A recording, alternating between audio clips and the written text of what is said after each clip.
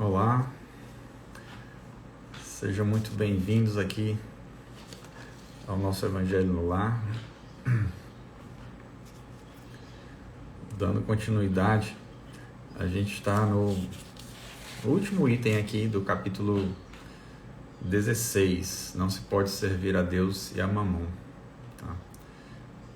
Amanhã a gente tem a continuação, começando o capítulo 17, Sede perfeitos. E neste finalzinho aqui a gente está tratando daquela parte chamada de Instruções dos Espíritos. Não sei se já observaram isso, né? Talvez a maioria já tenha observado. Mas cada capítulo tem uma primeira parte que é dos comentários feitos pelo próprio Allan Kardec. E uma segunda parte que é intitulada de Instruções dos Espíritos, que são mensagens psicografadas. Tá? E aí, nessas instruções, para cada item, a gente tem uma mensagem psicografada que diz respeito àquele capítulo, né? Aquele trecho do Evangelho que foi adotado para o capítulo que Kardec utilizou como organização, certo? Bom, então, como é de nosso costume, vamos fazer a nossa prece inicial para que a gente possa serenar a mente, serenar os pensamentos e assim, né, ficar um pouco mais permeável às intuições dos bons espíritos, a fim de que a gente possa melhor compreender a mensagem do Evangelho.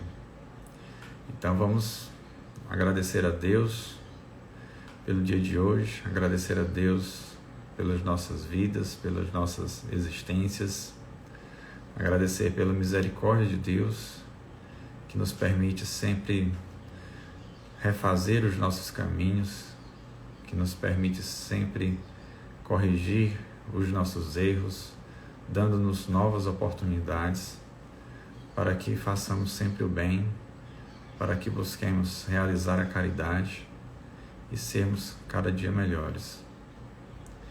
Vamos agradecer a Deus e agradecer a Jesus, o nosso Mestre, que veio nos deixar uma lição de vida, uma lição de existência para o nosso crescimento, para a nossa melhoria como seres humanos aqui neste planeta.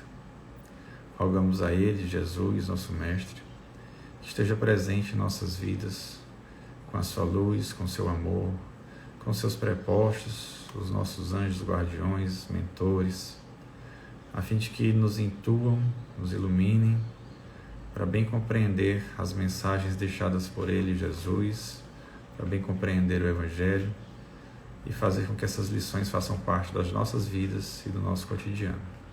Que assim seja. Bom, então, na continuação aqui, a gente tem um item bem pequenininho, certo? Para fechar aqui esse capítulo 16. Que começa com uma pergunta feita por Kardec, tá? E a pergunta é a seguinte: o princípio segundo o qual o homem não é senão o depositário da fortuna que Deus lhe permite gozar durante a vida, tira-lhe o direito de transmiti-la aos seus descendentes? Essa é a pergunta feita por Kardec, né? Se o homem é só depositário dos bens que Deus lhe confiou, então esse depositário tem direito de transmitir aos seus descendentes? Ou ele deveria simplesmente abrir mão e os filhos ou descendentes esperarem se Deus iria lhes confiar ou não, né, aqueles bens, aquela fortuna que seus pais, avós, seja quais forem os ascendentes lhe conquistaram ou tiveram em vida? A resposta é a seguinte: o homem pode perfeitamente transmitir, depois de sua morte, do que gozou durante a vida, porque o efeito desse direito está sempre subordinado à vontade de Deus, que pode, quando quiser, impedir seus descendentes de gozá-lo. É assim que se vê desmoronarem fortunas que pareciam solidamente estabelecidas. A vontade do homem em manter sua fortuna na descendência é, pois, impotente, o que não lhe retira o direito de transmitir o empréstimo que recebeu, uma vez que Deus o retirará quando julgar conveniente. A resposta é de São Luís, dada em Paris no ano de 1860. Então vejam, quando se está aqui reencarnado, tá? A gente está no mundo material. E no mundo material a gente tem que viver conforme as necessidades desse mundo. A gente tem que viver adaptados a esse mundo. Então aqui a gente precisa, né, de coisas que são típicas da nossa existência. A gente precisa do básico, da alimentação. A gente precisa da moradia. A gente precisa do vestuário. A gente trabalha e precisa de certos recursos, certos meios para desempenhar o trabalho, obviamente que é conforme a atividade que cada um desempenha. Então, alguns podem não precisar de um meio de transporte, mas seria bom que tivesse, normalmente é bom. Então, cada um pode ter um meio de transporte para ir ao trabalho. Nas nossas casas, nós temos os nossos aparelhos eletrodomésticos, equipamentos, então nós somos recheados de coisas, né, em nossas casas, então temos bens em nossas casas. E assim, o que eu quero dizer é que neste mundo material, nós dependemos até de muitas coisas que a matéria nos proporciona e que são inclusive necessárias para nós. Eu estou falando aqui com vocês que me ouvem por um telefone celular.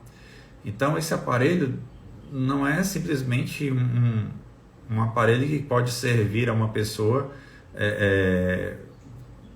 para lazer, né? Ele é um aparelho que tem uma utilidade. Nesse caso, hoje em dia, esses aparelhos vão além de uma mera comunicação telefônica, né? Transmitem áudio e vídeo, fazem com que as pessoas interajam, né? Então, é um recurso do mundo material do qual nós precisamos e nos utilizamos, porque faz parte da nossa existência.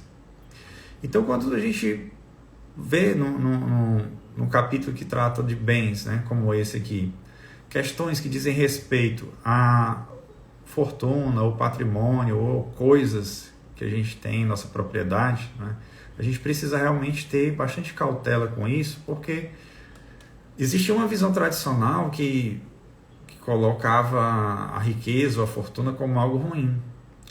Mas aqui no próprio Evangelho, a gente vai encontrar, no Evangelho segundo o Espiritismo, na verdade, que não é um Evangelho espírita, é o próprio Evangelho original, com as interpretações que são dadas, né, dentro do contexto da doutrina espírita. Então o Evangelho esclarece muitas coisas, o Evangelho segundo o Espiritismo nos esclarece muitas coisas a respeito disso. Fala, por exemplo, do bom uso da fortuna, fala do desapego dos bens materiais. E eu posso até voltar aqui uma página, né? E no item 14, né, que é o item anterior, vem dizendo o seguinte sobre desapego. O desapego dos bens terrestres consiste em apreciar a fortuna pelo seu justo valor, em saber servir-se dela para os outros e não só para si. Então vejam, não só para si. Isso quer dizer que nós podemos nos servir daqueles recursos materiais que temos, mas nós podemos também fazer com que esses recursos sirvam a outras pessoas. Continuando, a não sacrificar por ela os interesses da vida futura. Quer dizer, eu posso viver no mundo material, ter os recursos que o mundo material me fornece, conforme as condições de cada um, certo? Mas eu, diante disso, eu não devo e nem posso, não é o ideal isso, que eu esqueça da vida futura. Eu não posso permitir que a vida material, a vida aqui no mundo reencarnado, tá, me faça esquecer que esta vida no corpo físico é passageira.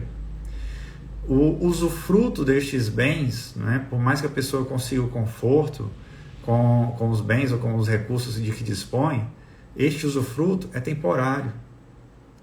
Então eu preciso, claro, viver de acordo com esse mundo, mas sabendo que o futuro me aguarda em um outro mundo, que isso aqui tudo vai ser deixado para trás, que é importante utilizar bem, que é importante fazer bom uso e, na medida do que for possível e que estiver ao alcance de cada um, né, ajudar aqueles que necessitam, aqueles que têm menos recursos, para aliviar-lhes os sofrimentos, tirar-lhes de situações difíceis, tirar-lhes da miséria, a ajudar a saciar a fome, a sede, a passar o frio.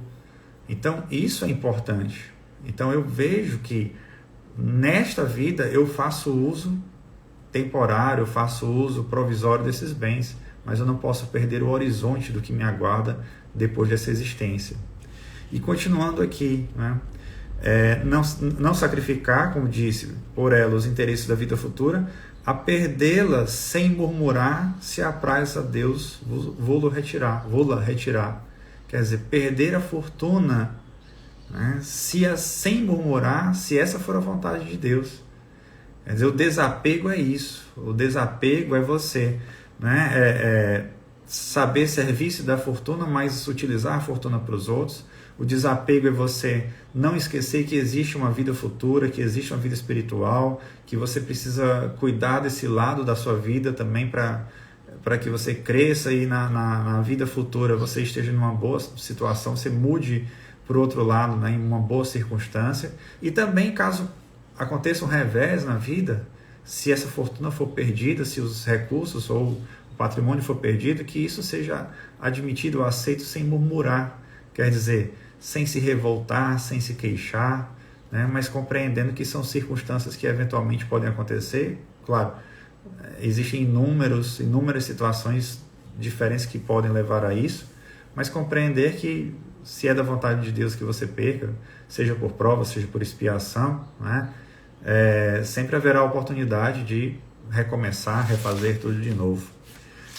Também existe aqui, numa página seguinte, que deixei marcado, que diz assim: ao lado da maior prova, né, Deus coloca sempre uma consolação. Então, às vezes a pessoa, por um acaso, pode ter perdido o seu patrimônio, mas deverá sim existir alguma consolação, porque Deus não deixa seus filhos desamparados. Então, quanto à pergunta, né, voltando especificamente a essa pergunta, o efeito, aqui diz que o efeito desse direito, né, o de transmitir para depois da morte o patrimônio, está subordinado à vontade de Deus. Então, disso tudo que eu falei, de ter recursos, de ter patrimônio, de ter bens nessa vida material, né, pelas nossas leis, pelas leis humanas, aquilo, pelo menos aqui no nosso país, tá? Existem outros países em que as regras mudam, as regras variam, mas aqui no nosso país existe uma obrigação legal de que o patrimônio de uma pessoa seja transmitido pelo menos em sua metade aos seus descendentes, e outros, né, que não cabe aqui comentar exatamente. Mas pela lei dos homens, né, existe essa transmissão. Mas e pela lei de Deus? Haveria problema de que houvesse essa transmissão? De forma alguma. Se Deus permitiu que a pessoa acumulasse esse patrimônio, quer dizer, se não impediu, se pelo trabalho ou se pela herança, inclusive, a pessoa adquiriu esse patrimônio, certamente era da vontade de Deus que esse patrimônio pudesse ser transmitido também, né, por alguma razão, aos descendentes daquele que o conquistou. Então não há problema, não há proibição, não há vedação, não é errado, tá, pensar que a transmissão dos bens por herança pode ser contrária às leis de Deus, porque não é. Né? Quando a gente diz assim, se Deus, quando quiser, pode impedir os descendentes de gozá-lo, é porque a gente está aqui mediante uma concessão, né? Então a gente deve observar as leis de Deus, e observando as leis de Deus, seguindo, né, no cumprimento dessas leis, a gente pode ir mantendo essas concessões, mantendo certas vantagens, mantendo certas benesses, eu diria assim, tá? Para que a nossa vida seja mais leve aqui nesse mundo, né? A gente vive num mundo muito difícil, num mundo muito conturbado, né? Que quando você menos espera, você acha que vai passar um tempo em paz, acontece alguma coisa, explode algum conflito, alguma guerra, alguma situação de instabilidade. Então, às vezes, a gente pode pensar assim que, diante de tantas dificuldades, né, o que nós temos, né, para viver ou sobreviver aqui nesse mundo material é apenas um alívio, é apenas uma consolação. Não é o principal objetivo das nossas existências. Às vezes você ter um conforto físico numa casa, um ar-condicionado para num lugar quente, né, como o nosso, né, para que você tenha um conforto térmico, né, e não sofra tanto com o calor.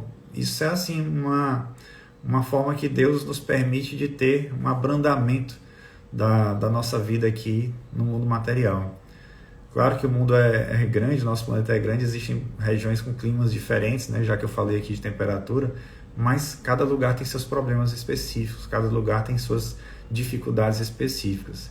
Então, a riqueza ou fortuna, como é referido aqui no Evangelho, é concedido realmente, ou são concedidos realmente às pessoas, de uma forma que cada um possa aproveitar disso da melhor maneira, não apenas para aliviar essa passagem pela terra, mas também para aliviar a dos outros, né?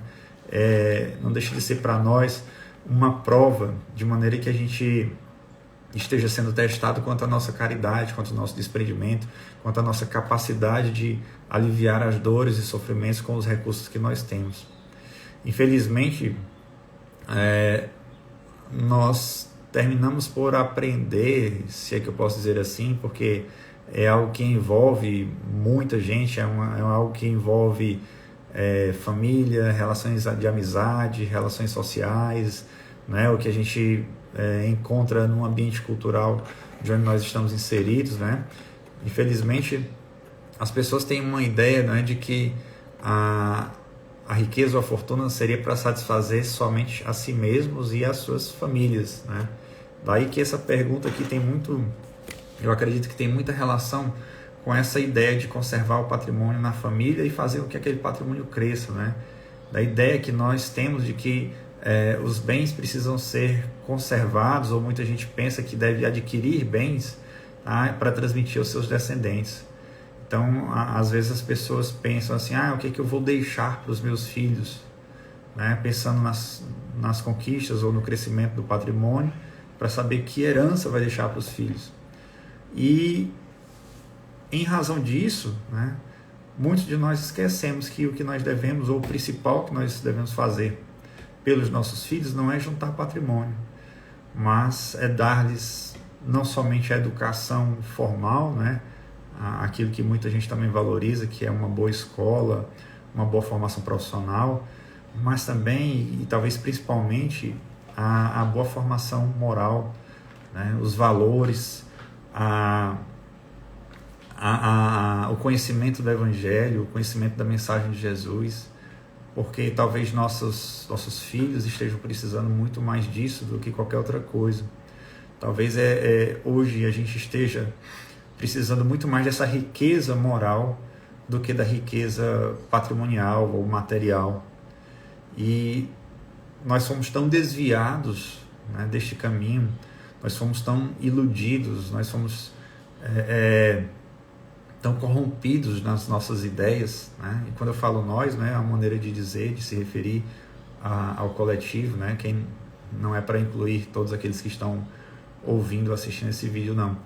Né? Mas que o que se faz em relação a isso, né, tá sempre ligado ao que está, de certa forma, sendo cultuado como o valor atual, né? O valor do patrimônio, o valor da riqueza, o valor da renda, o de ter os bens, e estão sendo desprezados, deixados de lado, né, os outros valores que fazem com que nós cresçamos como pessoas, né, que são valores que vão fazer com que a gente evolua, né, como indivíduos, como seres que precisam se melhorar moralmente.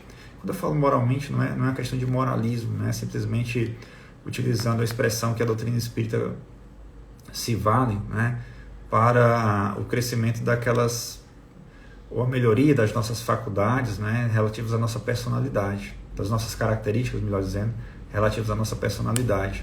É o desenvolvimento da bondade, é o desenvolvimento do altruísmo, é o desenvolvimento da caridade, é o desenvolvimento do amor, né, esse amor que Jesus nos ensinou, que é o amor ao próximo, é o amor com desprendimento, é o amor que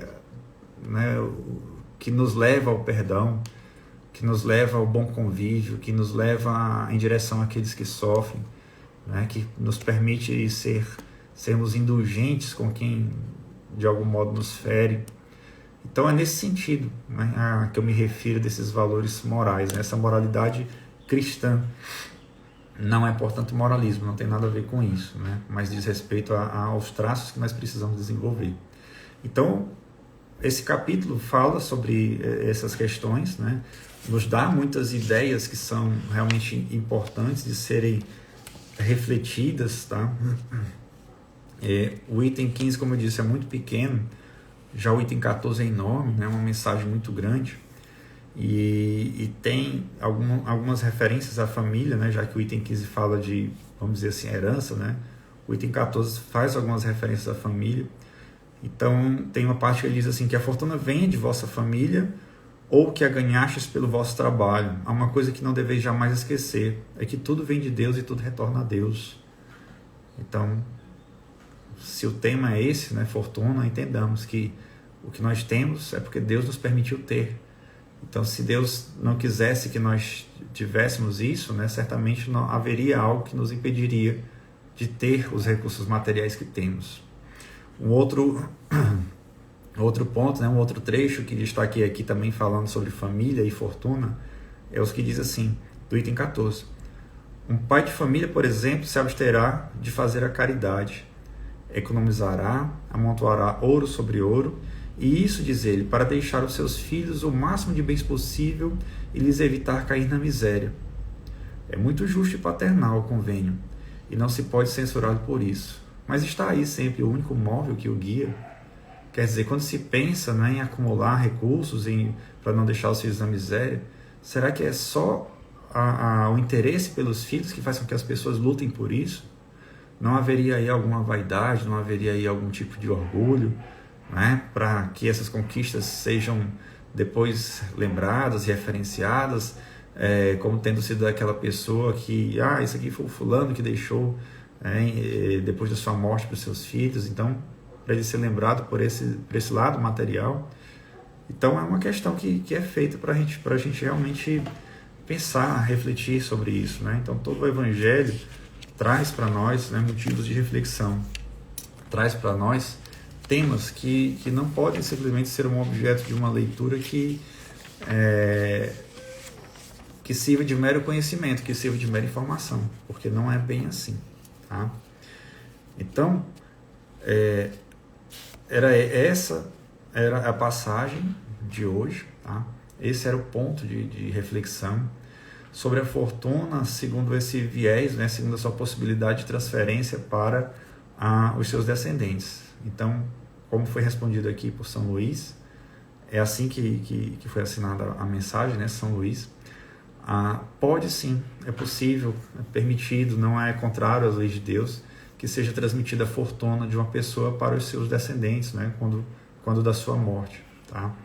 Porque Deus assim permite, porque se for da vontade de Deus, né, se eu sou depositário de bens que Deus me permitiu ter, depois da minha morte esses bens vão passar para os meus descendentes, Deus assim permitiu, assim será, né? Como eu disse agora há pouco, faz parte das leis humanas, né? O direito de herança, né, é um direito que está praticamente em todos os países do mundo, e também, não sendo contrário às leis de Deus, nenhum problema há com isso, tá?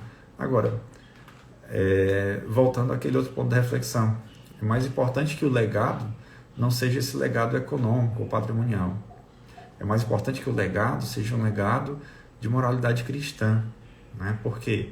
Porque nós, naquilo que eu falei sobre desapego, nós podemos até viver nesse mundo material com recursos, patrimônio, fortuna, como é a expressão utilizada aqui, mas sem esquecer da vida futura, sem esquecer que isso aqui tudo é passageiro. Como diz o Evangelho aqui, nem mesmo o nosso corpo físico nos pertence, porque nós vamos deixá-lo aqui nesse mundo material quando formos para o outro lado, como formos para o mundo espiritual. Então, qual é o melhor legado que nós podemos deixar? É o da fortuna? Não. Apesar de ser permitido, possível, segundo as leis de Deus, não é contrário à lei de Deus, mas certamente não é esse o melhor legado, né? Quem tem filhos, quem tem descendentes, sabe muito bem o quão importante é o legado da boa formação dos seus filhos. Às vezes a gente fica, eu falo por experiência própria, às vezes a gente fica tomado, né, por outros interesses de trabalho, ou leituras, ou às vezes a gente até se distrai com coisas que não são importantes, né, fica distraído no celular, no computador, e tem um filho ali que a gente podia estar dando atenção enquanto, né, ele está dentro de casa, enquanto estão todos juntos dentro de casa, podendo estar ensinando, brincando, ou fazendo alguma atividade que seja enriquecedora, e as oportunidades vão passando. Então é bom que a gente tenha uma reflexão importante sobre isso, para quem tem filho, para quem ainda vai ter, né, para quem já tem seus filhos crescidos, mas enfim, a reflexão sempre é importante. Certo? Então era isso.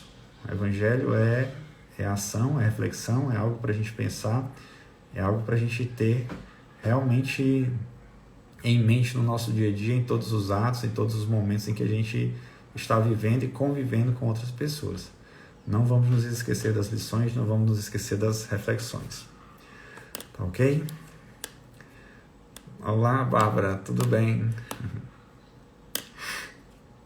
Então é isso. Vamos tomar essas reflexões, vamos ficar com essa passagem em mente, com outras também, porque a cada final de semana a gente vai avançando um pouquinho e vamos seguindo a vida assim, procurando ter o Evangelho como nosso guia e nosso manual de instruções. Então já chegamos aqui no nosso tempo esperado, nosso tempo desejado, e para finalizar, para a gente concluir o nosso Evangelho, a gente faz uma prece de encerramento, agradecendo a Deus mais uma vez pela grande misericórdia que tem conosco, agradecendo a Deus por nos permitir estar já nesse mundo material, seja com mais ou menos recursos, mais ou menos fortuna, como diz o Evangelho, mas sempre aquilo que é necessário, aquilo que está dentro da sabedoria e da vontade de Deus, segundo nos cabe. Agradecer a Jesus, que nos deixou muitas lições, inclusive de simplicidade, de humildade, de desapego aos recursos materiais, e que nos sirva de inspiração, para que possamos bem viver, corretamente viver, ou viver de forma mais cristã possível a nossa experiência aqui na Terra. Que Jesus nos inspire, nos ilumine, hoje, agora e sempre. Que assim seja. Então, meus amigos, um ótimo final de semana a todos. Hoje é sábado e amanhã, domingo, tem mais um Evangelho, continuando, como eu disse antes, no capítulo 17, Sede Perfeitos. Muito obrigado a vocês que estiveram aqui, muito obrigado a vocês que assistiram depois já a gravação, e até a próxima oportunidade. Tchau, até mais.